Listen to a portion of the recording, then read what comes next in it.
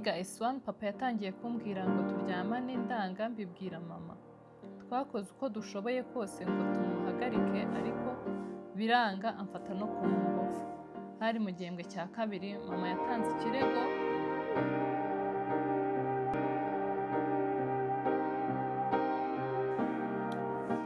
What's up, this squad? Is your girl Tracy, and you know the vibe. Welcome back to my YouTube channel. In case you're new here, please do subscribe, like and share. Ibi ni ikiganiro cyambwira numve nkugira inama. Ni nka episode ya gatatu yingiye. So ino muntu yagize ati kantangire ndagenda gahoro mwihangane ndasoma gahoro kugira ngo mwumve story. Nubwo ntago nzi gusoma ikinyarwanda neza cyane kuburyo nyine none iyo nta muntu uri inyuma ya kamera mba mbona ndi jyenyine ndi kwivugisha. Ubu ndi jyenyine hano hantu nta kundi. May God help me. Hello, nitwa amazina ntago ndi buyasome. Ngiye kumwita Nadine, sibyo? Kugira ngo bigende neza. Hello, nitwa Nadine, mfite imyaka 23, mvuka mu muryango w'abana batatu, ariko babiri ntago duhuje papa. Nyine muri make mama wanjye yabanye na papa aza kumuta atwite inda yanjye.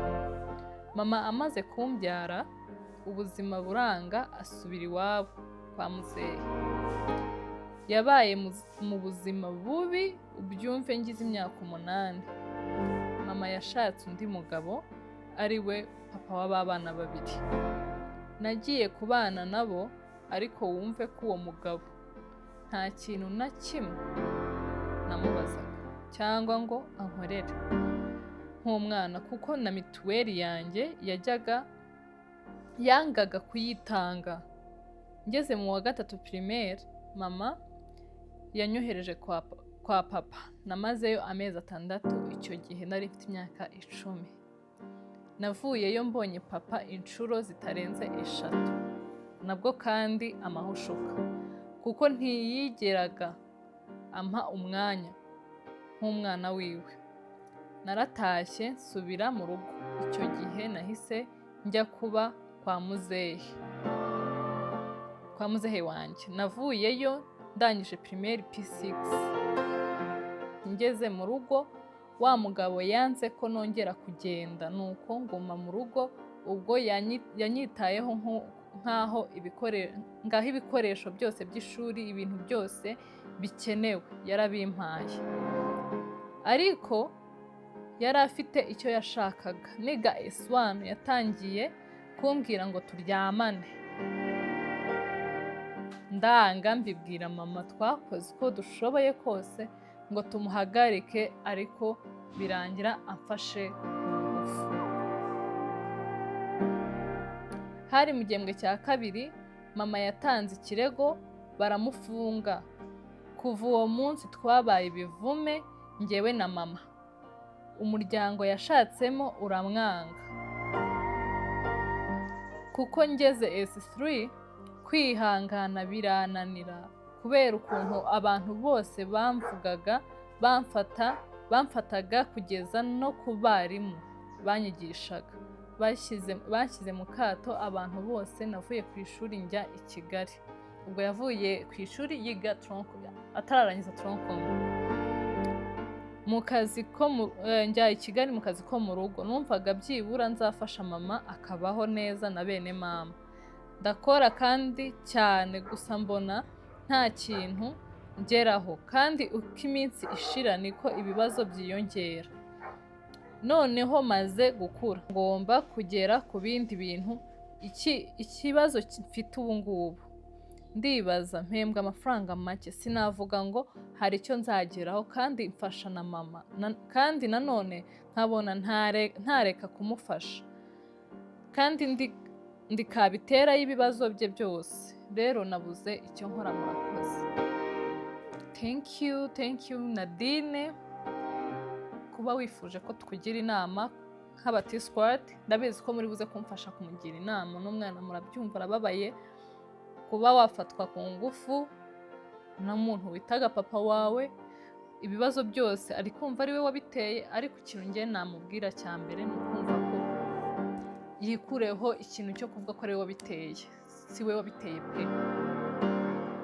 Nimba ari umwana wavutse nawe ntago umuntu avukira ahantu ashaka, ntago ari we uhahitamo. Ujya kubona ukuntu navutse uvukiye mu muryango runaka, rero nta mpamvu yo kuvuga ko ari wowe nyine ukicira urubanza rw'uko ari wowe byaturutseho. Si we byaturutseho. Ibyo bibazo byose ntago ari we byaturutseho. No gufungwa k'uwo mugabo niwe wabyiteye. Iyo atagufata ku ngufu ntabwo yari kuba yarafunzwe. So ikindi ngiye kumubwira hano, akazi ni akazi, uko byagenda kose kaguhesha keza. Uko kaba ari kabi, akazi kabi kaguhesha keza. Gukora ubu ngubu sinibaza ko waba urengeje imyaka 25 gutyo, gusa ubuzima burahinduka uko byagenda kose. Gusa nanone nimba ubona ako kazi katari kuguhereza amafaranga wifuza, wakareka ukajya mu kandi. Ikibazo ni ukuvuga ngo ndava muri aka kazi ndajya hehe? Ese n'ubundi ko ibyo ndi kwifuza gukora ndi kubona bitari gukunda? Nabyo ni ikibazo. Tugomba kumugira inama kandi nanone tukamwumva, tukanamuhumuriza, tukamuba hafi nk'inshuti. Kuba yatuganye ni ukuvuga ngo ni inshuti yacu, ubu ni umufamiliye kabisa, turaziranye cyane.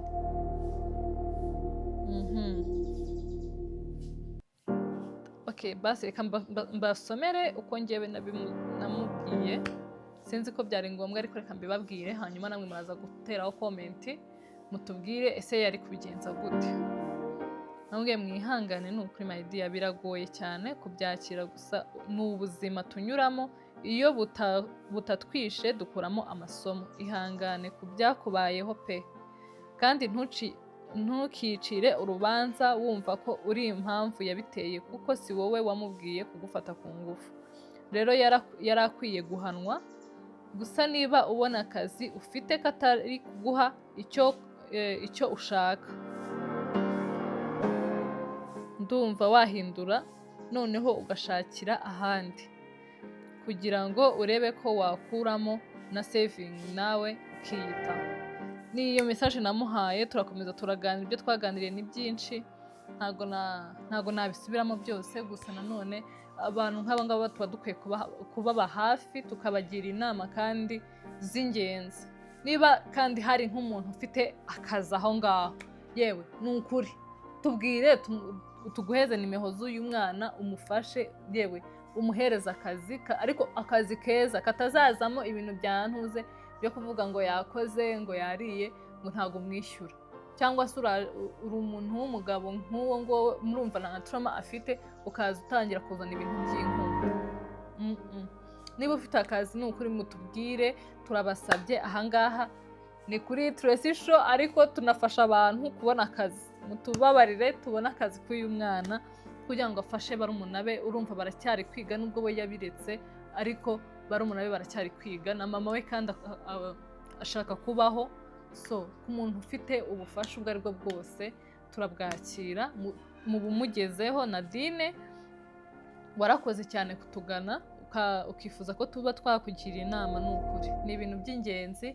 Ni ukuvuga ngo ntago ibi dukora ntago nyine abantu babifata for granted, ahubwo barabifata bakabyumva, bakatubwira ati aha mwarakoze n'aha mwarakoze. Rero kuvuga ngo dufashe umwanya wo kuvuga ngo tugire abantu inama, ntago ari ukubura icyo umuntu akora kindi, sibyo? Ahubwo mental health cyangwa se ubuzima bwawe burandeba, nanjye ubwanjye burakureba, sibyo? Ntago rero zavuga ngo mbayeho ubuzima bwiza ndatuje kandi nzi ko hanze ahangaha hari abana bari guhura n'ibyo bibazo. Nubwo ikibazo cyari kuba kinini iyo uwo mupapa aba atarafunga, niho nari kumva ko rwose wapi. Ariko kuba yarafunzwe agahanwa, ubuzima burakomeza.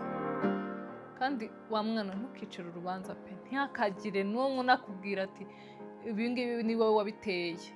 No, ntabwo ari wowe wabiteye, ni ubuzima. Nabo ngabo bose babiteye, kuko si wowe wahisemo kuvukira, sibyo? Ku ishuri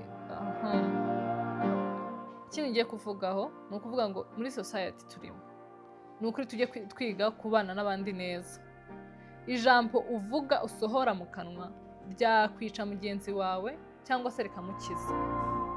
Nk'ubu ngubu kuba yaravuye mu ishuri bivuze ngo ni ukubera abarimu, ni ukubera abanyeshuri babaga bari kumwe kumuha akato, kandi ibyo bintu ni ukuri si ukuvuga ko bitariho, biracyariho n'abandi bari guca muri ubwo buzima.